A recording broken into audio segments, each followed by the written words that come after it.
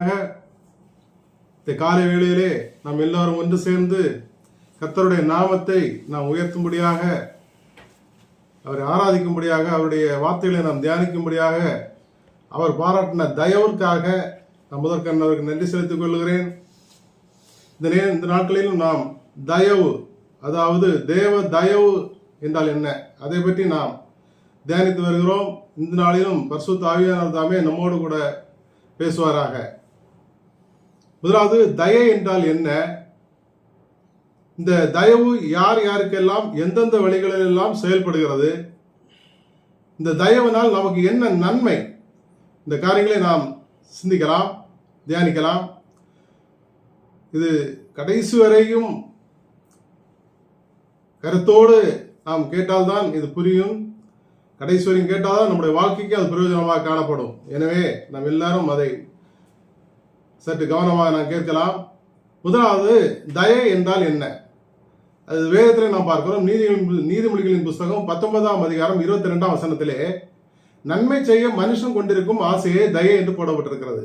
அதாவது நாம் யாராவது ஒருவருக்கு நன்மை செய்யும்படி நம்முடைய உள்ளத்திலே ஒரு ஆசை உண்டாகும், ஒரு விருப்பம் உண்டாகும். அந்த ஆசைக்கு பெயர் தான் தயவு.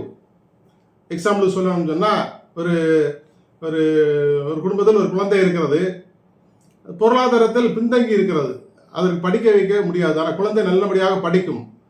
இதை நாம் கேள்விப்பட்ட உடனே நமக்கு ஒரு ஆசை உண்டாகிறது. அந்த குழந்தை எப்படியாவது படிக்க வேண்டுமே, வைக்க வேண்டுமே, அந்த குழந்தை எப்படியாவது நாம் முன்னுக்கு கொண்டு வர வேண்டுமே என்ற விருப்பம் நமக்கு உண்டாகிறது. அது அந்த குழந்தை எந்த சூழ்நிலையில் இருந்தாலும் சரி, எந்த பேக்ரவுண்ட்ல இருந்தாலும் சரி, எப்படிப்பட்ட குழந்தையாக இருந்தாலும் சரி, நம்முடைய சிந்தையிலே அதை உயர்வுக்கு கொண்டு வர வேண்டும். அதுதான் நம்முடைய சிந்தை.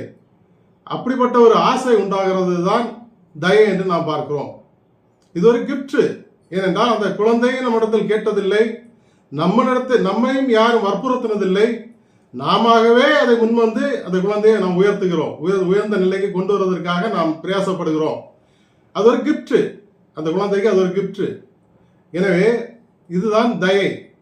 சரி, இந்த தயவு யார் யாருக்கெல்லாம் எந்தெந்த வழிகள் எல்லாம் செயல்படுகிறது என்று நாம் பார்த்தால், சங்கீதக்காரனாய் தாவீது சொல்கிறான், 18ஆம் அதிகாரம் சங்கீதம் 18:25, அதே போல 2 சாமுவேல் புத்தகத்தில் கூட சொல்லப்பட்டிருக்கிற 22ஆம் அதிகாரம் 26ஆம் வசனத்திலே, தயை உள்ளவருக்கு நீ தயை உள்ளவராகவும் புனிதருக்கு நீ புனிதராகவும் தோன்றுகிறீர் என்று சொல்லப்பட்டிருக்கிறது.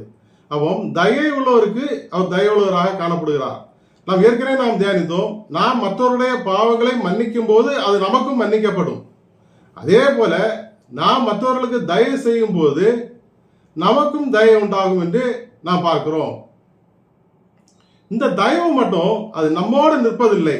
மன்னிப்பு நம்மோடு நின்றுவிடும். இந்த தயை மட்டும் நம்மோடு நிற்பதில்லை, அது நம்முடைய தலைமுறைக்கும் இருக்கும் என்று வேதத்திலே பார்க்க முடியும். உபாகமங்களின் புஸ்தகம் 7ஆம் அதிகாரம் 9ஆம் வசனத்திலே நாம் பார்க்கிறோம், தம்மில் அன்பு கூர்ந்து தமது கற்பனைகளை கை கொள்ளுகிறவர்களுக்கு 1000 தலைமுறை மட்டும் உடன்படிக்கையும் தயவையும் காக்கிற உண்மையுள்ள தேவன் என்று வேதத்திலே பார்க்கிறோம்.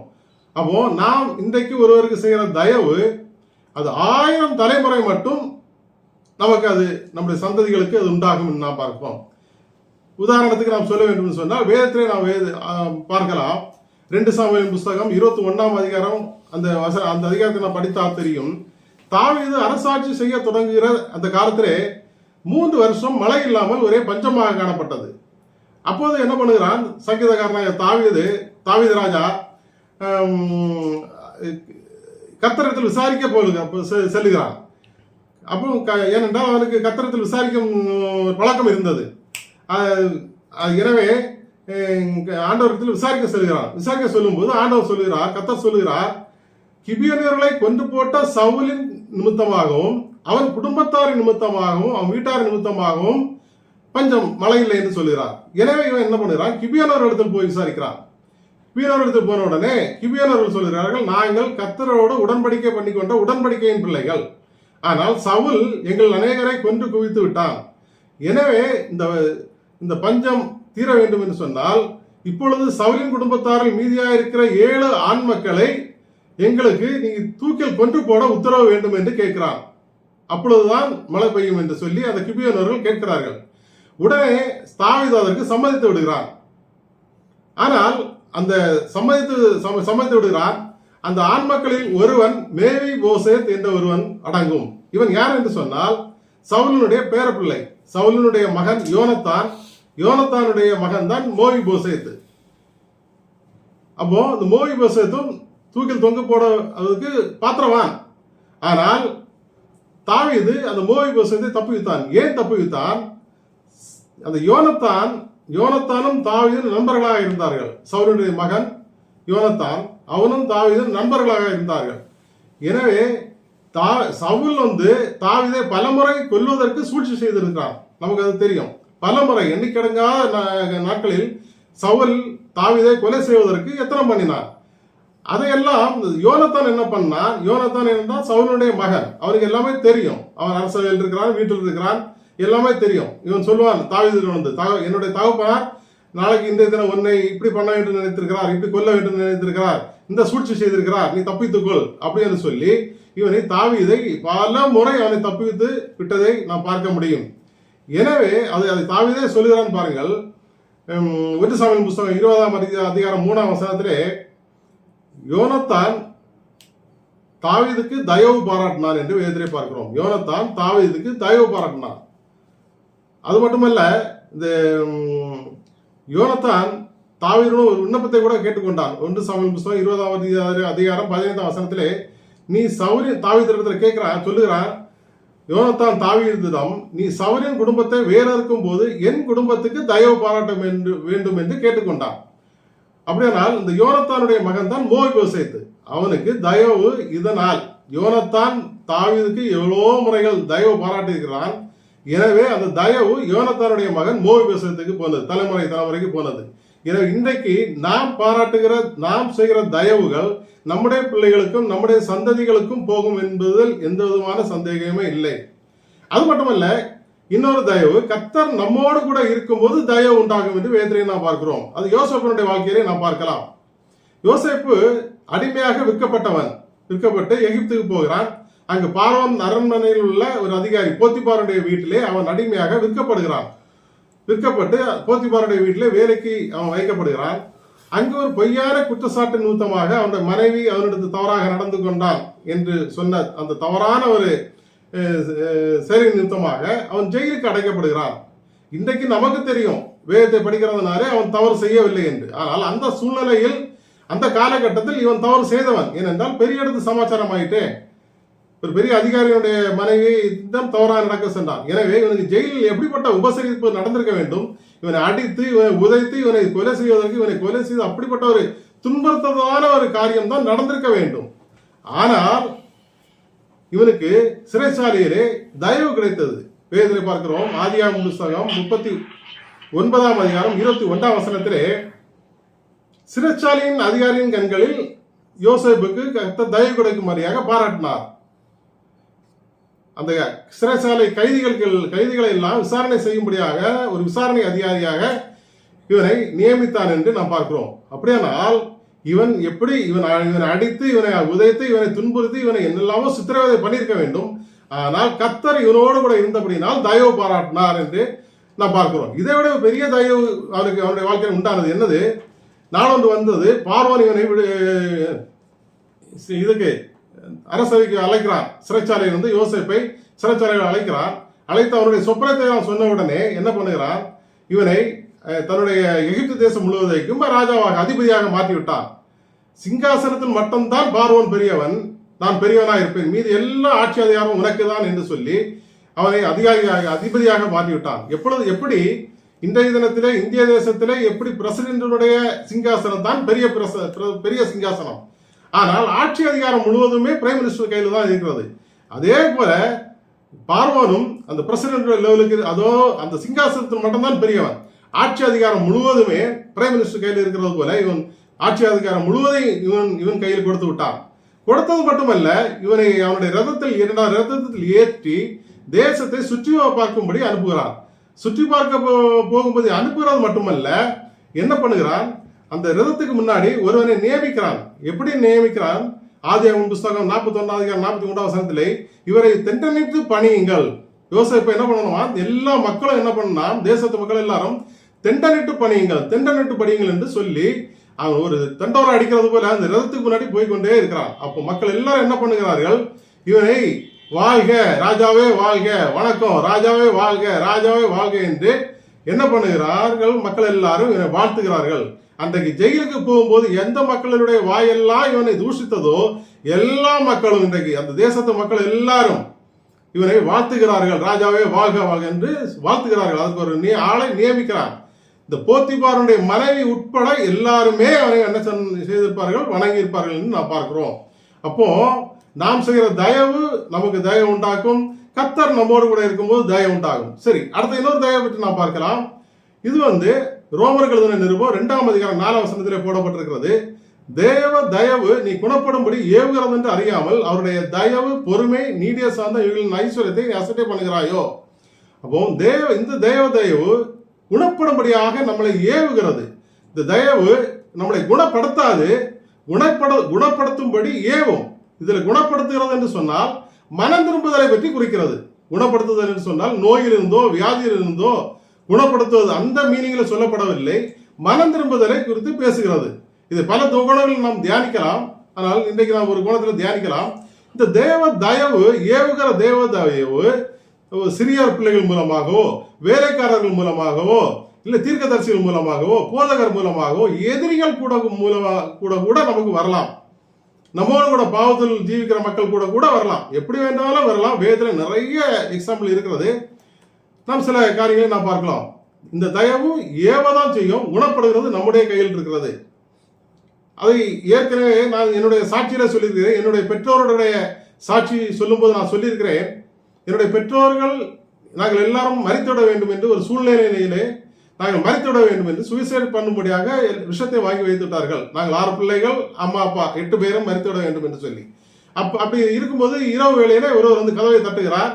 கதவை தட்டும்போது கதவை திறக்கிறார்கள். அவர் தன்னை அறிமுகப்படுத்திக் கொள்கிறார். நான் இந்த ஏரியாவுக்கு வந்திருக்கிற புதிதான ஒரு பெண்டிகாஸ்ட் பாஸ்டர் என்று சொல்லி. ஏற்கனவே எங்களுக்கு பெண்டிகாஸ்ட் பாஸ்டர் என்று சொன்னால் பிடிக்காது. அந்த ஏரியாவிலே பெண்டிகாஸ்ட் சர்ச்சே கிடையாது.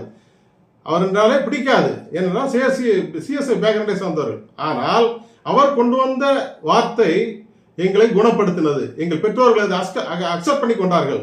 எனவே அதிலிருந்து நாங்கள் மீண்டு வந்தோம். இன்றைக்கு எல்லாருமே நாங்கள் உயிரோடு காணப்படுகிறோம்.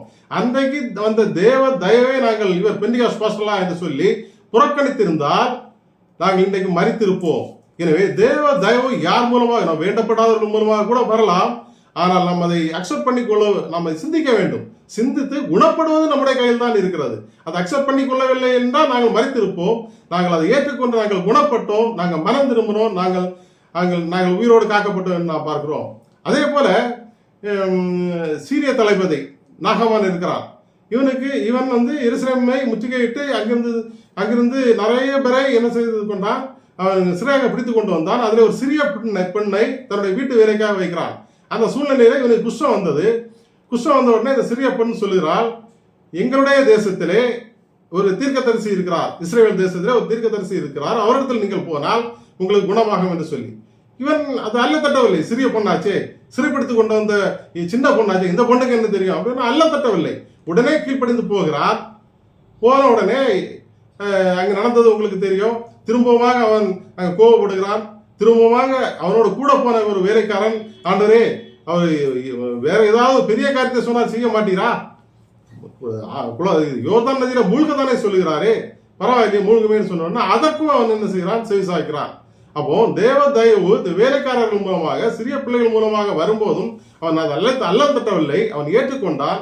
ஏற்றுக்கொண்டதன் மூலமாக அவனுடைய சரீரம் நல்ல பூர்ண சுகமானது. மட்டுமல்ல, அவன் இஸ்ரவேலின் தேவனை தன் சொந்த தெய்வமாக ஏற்றுக்கொண்டான் என்று நாம் எதிரை பார்க்கிறோம். அப்ப தேவ தயவு எதற்கெல்லாம் யூஸ் ஆகிறது பாருங்கள். அவனுடைய குணமாக்குவதற்கும் யூஸ் ஆகிறது. அவனை தன்னுடைய ரட்சகராக, ஆண்டவராக இயேசு கிறிஸ்துவை ரட்சகராக ஏற்றுக்கொள்ளும்படியாக, தேவனை சொந்த ரட்சகராக ஏற்றுக்கொள்ளும்படியான ஒரு தயவும் உண்டாக்குறது. எனவே யார் மூலமாக வேண்டுமென்றாலும் தேவ தயவு வரலாம். நாம் அதை அக்செப்ட் பண்ணி கொள்ள வேண்டியது நம்முடைய கருத்தில் இருக்கிறது. இன்னொரு காரியத்தை இதற்கான பார்த்து அடுத்தது காரியத்தை நாம் பெறலாம்.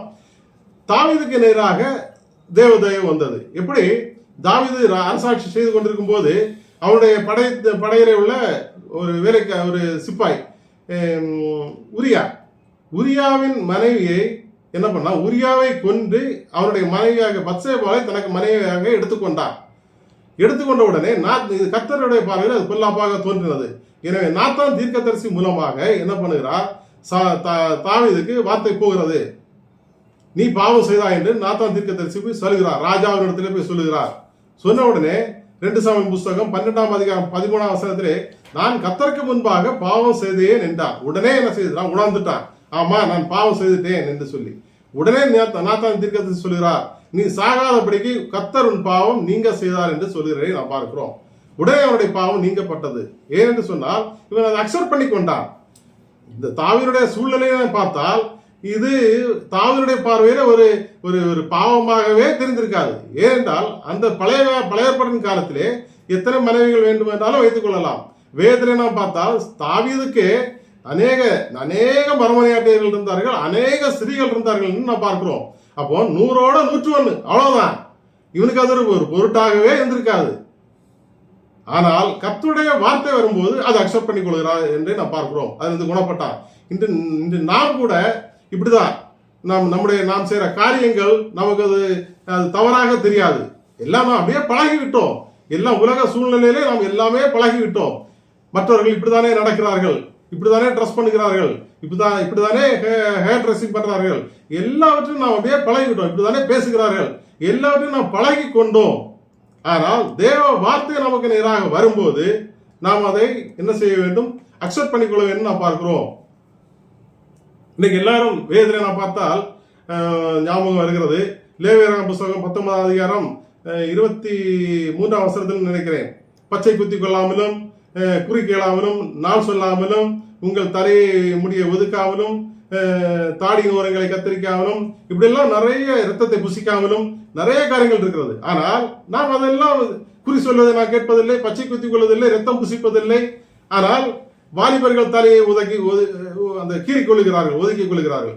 அதை நாம் பெரியவர்கள் பார்க்கும்போது தவறாக தோன்றுகிறது.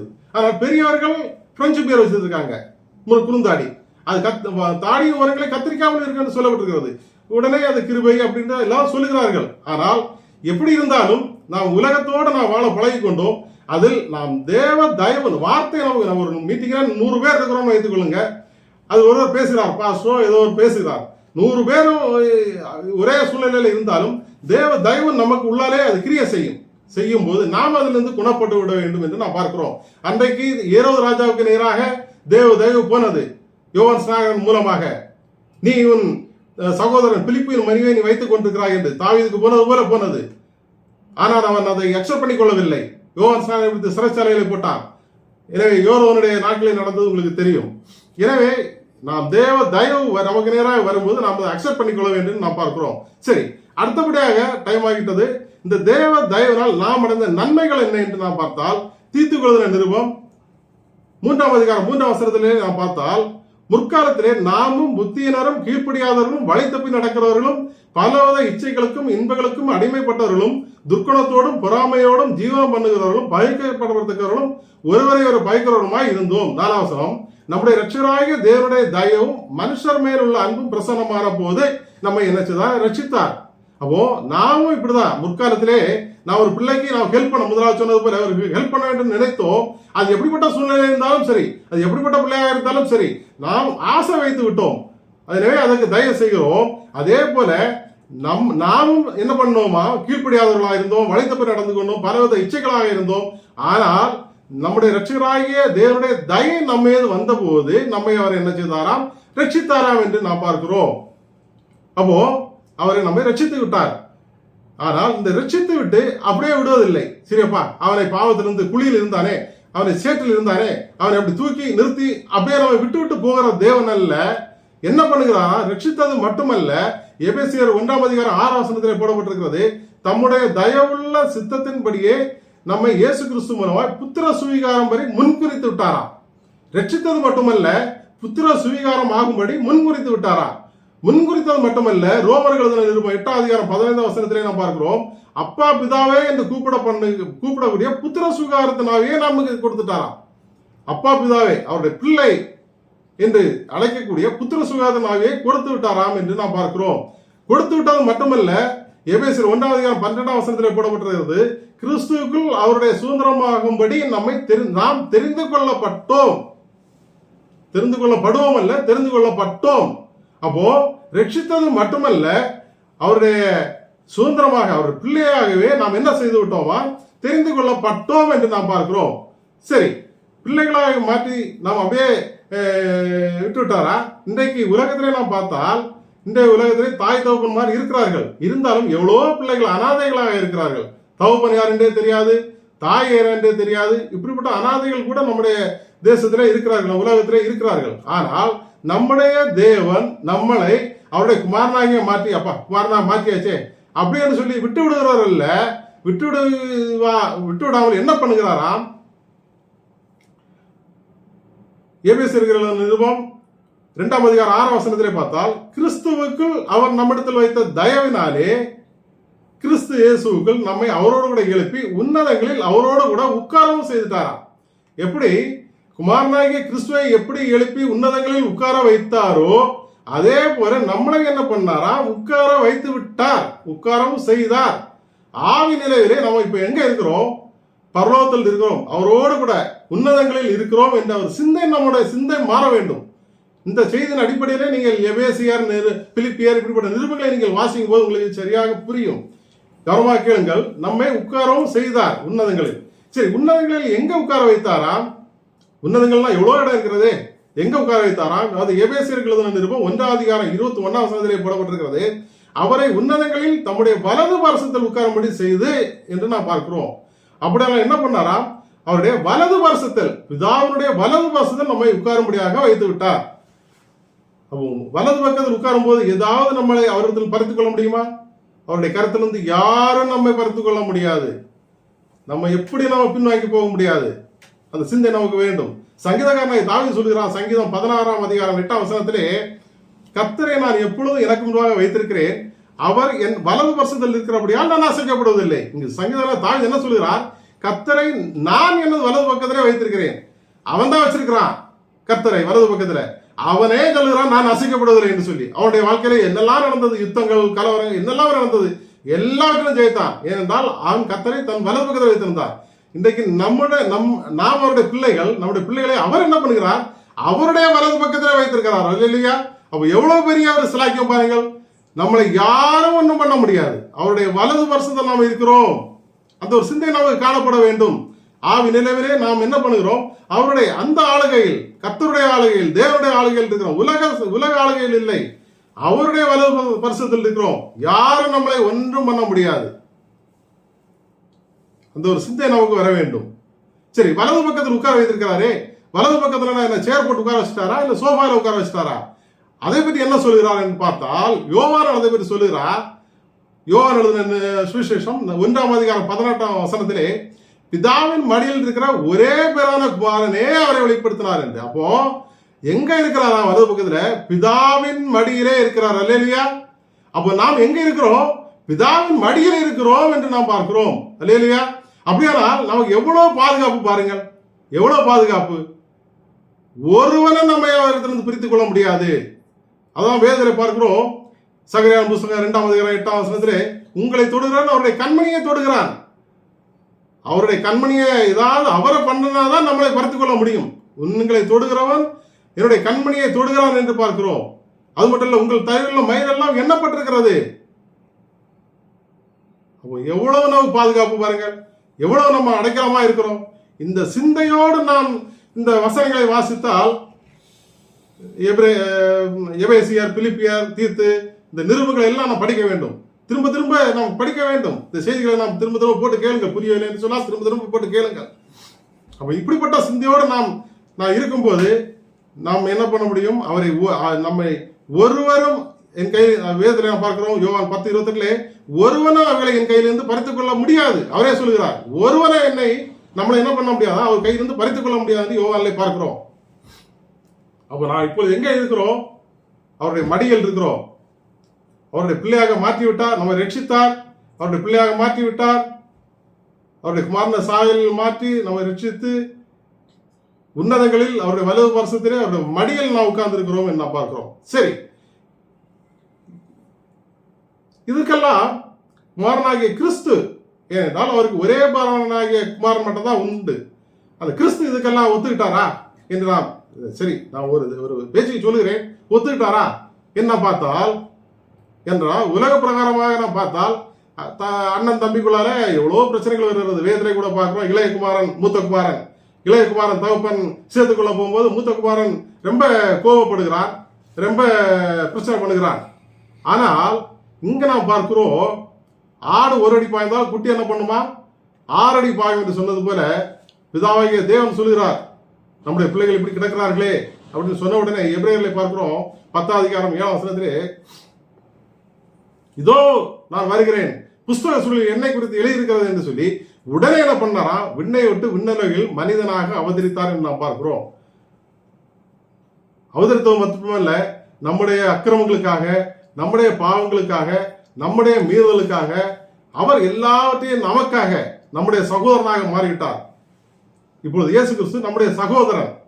நமக்காக, தம்பி நீ எதுவும் ஏற்றுக்கொள்ள வேண்டாம், எல்லாத்தையும் நான் ஏற்றுக்கொள்கிறேன், உன்னுடைய உண்மையில் வர வேண்டிய அடியை நான் வாங்கிக் கொள்கிறேன், உண்மையில் வர வேண்டிய அவமானத்தை நான் ஏற்றுக்கொள்கிறேன், நீ வெட்கப்பட வேண்டிய காரியங்களை நான் ஏற்றுக்கொள்கிறேன்.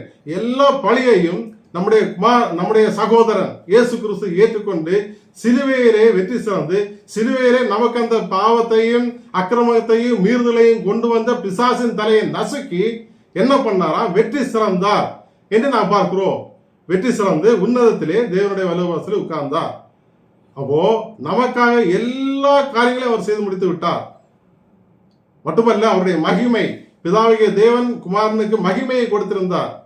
பழைய பாட்டின் காலத்திலே நாம் பார்க்கலாம், ஏசாவிலே என்னுடைய மகிமையை ஒருவருக்கும் கொடுக்க மாட்டேன் என்று சொன்னவர், நாம் பிதா சொன்ன உடனே இந்த பூமிக்கு வந்து நம்மளே இயேசு கிறிஸ்துவனுடைய சகோதரனாக அவர் மாற்றிக்கொண்டு நமக்கு அவர் அந்த சகோதரன் இயேசு கிறிஸ்துவுக்கு கொடுத்திருந்த மகிமையை நமக்கும் கொடுத்து விட்டார். அதே மகிமையை நமக்கு கொடுத்து விட்டார் என்று நாம் யோவானிலே பார்க்கலாம். அப்போ இயேசு கிறிஸ்து எவ்வளவு தயவுள்ளவர் பாருங்கள், எவ்வளவு தயவுள்ளவர். இந்த புரிதலோடு நாம் என்ன செய்ய வேண்டும்? வேதத்தில் நாம் பார்க்க வேண்டும். சரி, அவர் என்ன பண்ணாரா? உன்னதத்தில் உட்கார வைத்து விட்டார். முடித்து விடுகிறேன். அப்போ எப்படி அவர் உன்னதத்தில் உட்கார்ந்தாரா? அதை நாம் பார்த்தால் பிலிப்பியருக்கு எழுதின நிருபம் 3ஆம் அதிகாரம் 21ஆம் வசனத்திலே நாம் பார்த்தால், பிலிப்பியர் 3:21 தம்முடைய மகிமையான சரீரத்துக்கு ஒப்பாக மறுரூபப்படுத்துவார். பிலிப்பியர் 3:21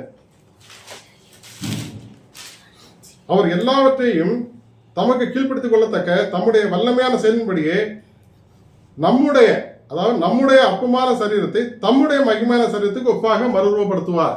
இன்றைக்கு ஆவி நிலைமையிலே நாம் எங்க இருக்கிறோம்? உன்னதத்தில் இருக்கிறோம். ஆனால் அவர் இயேசு கிறிஸ்து எப்படி பண்ணாரா? அவர் சிலுவையிலே அறைந்து மரித்து அடக்கம் பண்ணப்பட்டு அவர் என்ன பண்ணாரா? மறுரூப மகிமையான சரீரமாக அவர் எழுப்பி போனார். அதே போல நம்முடைய சரீரத்தையும் மகிமையான சரீரமாக மாற்றுவார் என்று நாம் பார்க்கிறோம். அப்போ அந்த மகிமையான சரீரம் மாற்றப்பட வேண்டும் என்று சொன்னால், நம்முடைய சரீரம் மாற்றப்பட வேண்டும் என்று சொன்னால், அவர் வாழ்ந்ததை போல 33 வருடம் எப்படி வாழ்ந்தாரோ அதே போல நாம் வாழ்ந்து நம்முடைய சரீரத்தை நாம் என்ன செய்ய வேண்டும்? பரிசுத்தமாய் நாம் காத்துக்கொள்ள வேண்டியது நம்முடைய கடமை. எப்படி ஒரு விதையானது நிலத்தில் விழும்போது அது முளைக்கிறதோ, 2 விதைகள் இருக்கிறது என்று வைத்துக் கொள்வோம், 2 பீன்ஸ் விதைகள் இருக்கிறது. அது ஒரு விதை தன்னை எல்லா விதமான காரியங்களுக்கும் ஒப்பு கொடுக்கிறது. பூச்சிக்கு ஒப்பு கொடுக்கிறது, வேற காரியங்களுக்கு ஒப்பு கொடுக்கிறது. அது பூச்சி அதன் மேல பிரியம் கொண்டு அதை இது பண்றது, எல்லாவற்றையும் செய்யும் போது என்ன பண்ணுவோம்? அந்த விதையை நாம் மண்ணிலே போட்டால் அந்த விதை மண்ணோடு மண்ணாக அழுகி போய்விடும். ஏனென்றால் எல்லாற்றுக்கும் அது தன்னை ஒப்பு கொடுத்து விட்டது. எல்லா காரியம் உலகப்புறமான எல்லா காரியங்களுக்கும் அதை அந்த விதை ஒப்பு கொடுத்து விட்டது. எனவே என்ன பண்ணுகிறது? அந்த விதையை நாம் பூமியில் போடும்போது அந்த முளை, அந்த சரீரம், அந்த விதையோட சரீரம் மண்ணோடு மண்ணாக போய்விடும். ஆனால் தன்னை நல்லபடியாக எதுவும் கரைப்படுத்தாதபடி ஒரு விதை காத்து கொண்டிருந்ததே, அந்த விதையை நாம் மண்ணிலே போடும்போது என்ன பண்ணுகிறது? அது புதிய மேனியோடு, அந்த விதை வராது, அந்த விதை புதிய மேனியோடு அது மறுரூபமாக்கப்பட்ட விதையாக அது எழும்பும். அதே போல நாமும் நல்ல சரீரத்தோடு நல்ல இதோடு நாம் மரித்து அடக்கம் பண்ணப்படும் போது நாம் மகிமையான சரீரத்தோடு எழும்புவோம். இந்த நல்ல சரீரமாகிய நல்ல விதையாக நாம் புதைக்கப்பட வேண்டும் என்று சொன்னால் நாம் என்ன செய்ய வேண்டும்? இந்த வார்த்தையாகிய வசனத்தை நாம் என்ன செய்ய வேண்டும்? நாம் எலும்புகளுக்குள்ளே, நாம் சரீரத்துக்குள்ளே ஏற்றிக்கொள்ள வேண்டும். இந்த வார்த்தை தான் என்னது? விதை என்று வேதத்திலே நாம் பார்க்கிறோம். வார்த்தை தான் விதை.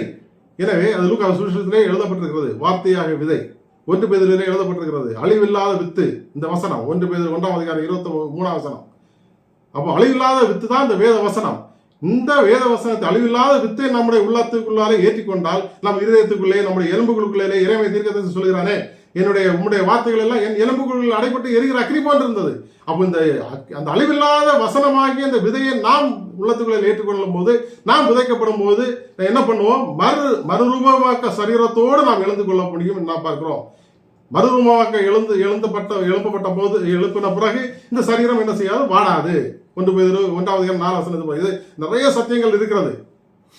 இதுதான் மகிமை, இதுதான் பரலோகத்தில் வைக்கப்பட்டிருக்கிற சுதந்திரம் என்ன பார்க்கிறோம். இந்த மகிமையான சரீரம் தான் பரலோகத்தில் வைக்கப்பட்டிருக்கிற சுதந்திரம்.